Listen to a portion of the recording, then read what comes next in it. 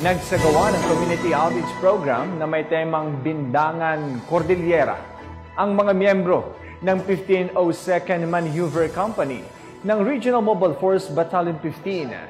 Yan ang report ni Staff Sergeant Lenny Valerio.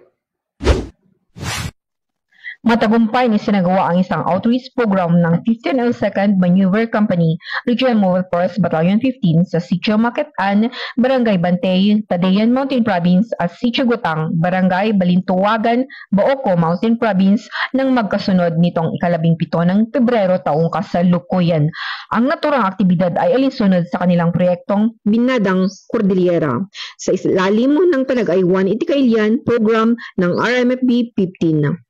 Nakisa rin ang First PMMFC sa pakikipagtulungan ng DepEd Mountain Province at Philippine Bethel Church Incorporated sa pamumuno ni Reverend Father Disene Kaliway.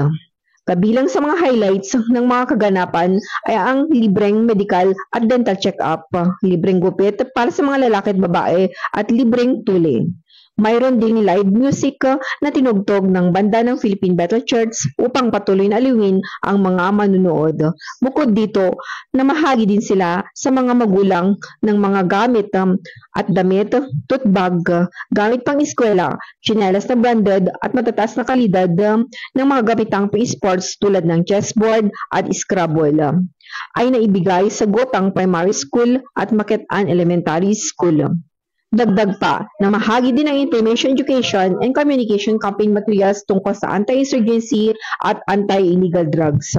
Mula dito sa Regional Mobile Force Battalion 15, Camp Bado Dangwala, Trinidad, Benguet, ito ang inyong Police News Network Correspondent. Police Staff Sergeant Lenny Valerio, alagad ng batas, tagataguyod ng Balitang Pulis.